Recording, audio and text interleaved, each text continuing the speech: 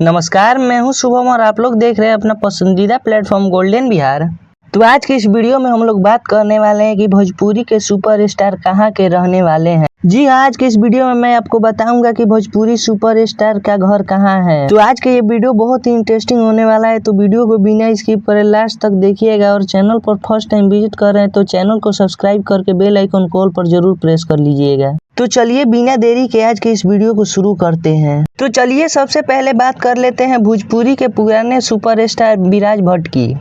विराज भट्ट को भोजपुरी इंडस्ट्री में बहुत पसंद किया जाता है और इन्हें एक्शन स्टार भी कहा जाता है। तो वहीं अगर बात कर ले कि विराज भट्ट कहाँ के रहने वाले हैं, तो मैं आपको बता दूं कि विराज भट्ट नेपाल के रहने वाले हैं, लेकिन फिलहाल ये मुंबई में ही रहते हैं। तो चलिए अब बात कर लेते हैं यश कुमार मिश्रा का। यश कुमार मिश्रा का भी भोजपुरी में बहुत ही ज्यादा बोलबाला है और यश कुमार मिश्रा भी भोजपुरी के चमकते सितारे हैं। यश कुमार मिश्रा सिंगर और एक्टर दोनों हैं। तो वहीं बात कर ली जाए कि यश कुमार मिश्रा कहाँ के रहने वाले हैं, तो मैं आपको बता दूं कि यश कुमार मिश्रा यूपी के रहने वाले हैं। जी हाँ, यश कुमार मिश्रा का होम टाउन उत्तर प्रदेश है। तो चलिए अब बात कर लेते हैं राकेश मिश्रा का। राकेश मिश्रा एक्टर और सिंगर दोनों हैं। राकेश मिश्रा भोजपुरी इंडस्ट्री में ज्यादा फिल्में तो नहीं करते, लेकिन ये बहुत ही ज्यादा गाना गाते हैं। जी हाँ, मैं आपको बता दूं कि राकेश मिश्रा को एक्टिंग से ज्यादा दिलचस्पी उनको सिंगिंग में है, लेकिन फिर भी राकेश मिश्रा ने भोजपुरी इंडस्ट्री में अनेक सुपरहिट फिल्में की है। तो वहीं बात कर ले राकेश मिश्रा कहाँ के रहने वाले हैं, तो मैं आपको बता दूं कि राकेश मिश्रा बिहार के आरा जिला के रहने वाले हैं। तो चलिए वीडियो में आगे बढ़ते हुए बात कर लेते हैं प्रमोद प्रेमी यादव की। प्रमोद प्रेमी यादव भोजपुरी के जाने माने कलाकार हैं और ये आज भोजपुरी इंडस्ट्री में किसी पहचान के मुहताज नहीं है। तो मैं आपको बता दूं कि प्रमोद प्रेमी यादव के गानों को भी पसंद किया जाता है और उनके फिल्मों को भी बहुत ज्यादा पसंद किया जाता है। ये अपने दोनों ही वे में खूब प्यार बटोरते हैं अपने फैंस से।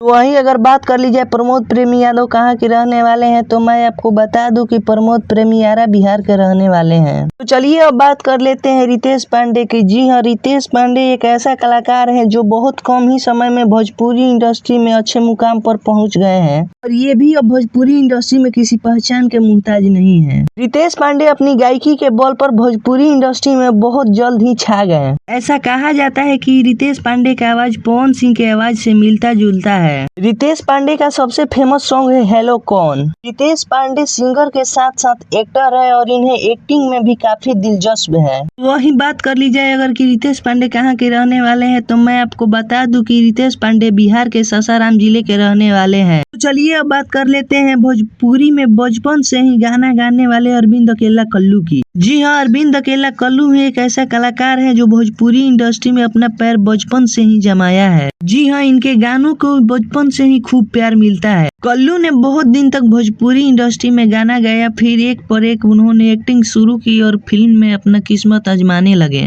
और आखिरकार अरविंद अकेला कल्लू को एक बहुत बड़ी उपलब्धि हासिल हुई फिल्म त्रिदेव से। जी हाँ, मैं आपको बता दूं कि कल्लू ने त्रिदेव मूवी से ही सुपरस्टार का खिताब अपने नाम कर लिया। तो वहीं अगर बात की जाए कि अरविंद अकेला कल्लू कहाँ की रहने वाले हैं, तो मैं आपको बता दूं कि अरविंद अकेला कल्लू जिला बक्सर का रहने वाले हैं। तो चलिए अब बात कर लेते हैं भोजपुरी के ट्रेंडिंग स्टार कहे जाने वाले खेसारी लाल यादव का। मैं आपको बता दूं कि खेसारी लाल यादव एक ऐसे कलाकार हैं जो भोजपुरी इंडस्ट्री में रात दिन मेहनत करते हैं। भोजपुरी इंडस्ट्री में अपना एक ऐसा मुकाम बना लिए हैं जो कुछ कम ही लोग कर पाते हैं। तो अगर वहीं बात की जाए कि ट्रेंडिंग स्टार खेसारी लाल यादव कहाँ की रहने वाले हैं, तो मैं आपको बता दूं कि ट्रेंडिंग स्टार खेसारी लाल यादव छपरा के रहने वाले हैं। तो चलिए अब बात कर लेते हैं भोजपुरी के पावर स्टार कहे जाने वाले पवन सिंह की। तो मैं आपको बता दूं कि पवन सिंह को भोजपुरी इंडस्ट्री में पावर स्टार के नाम से जाना जाता है। पवन सिंह का गाना लॉलीपॉप लागेलू इंटरनेशनल लेवल तक बजता है।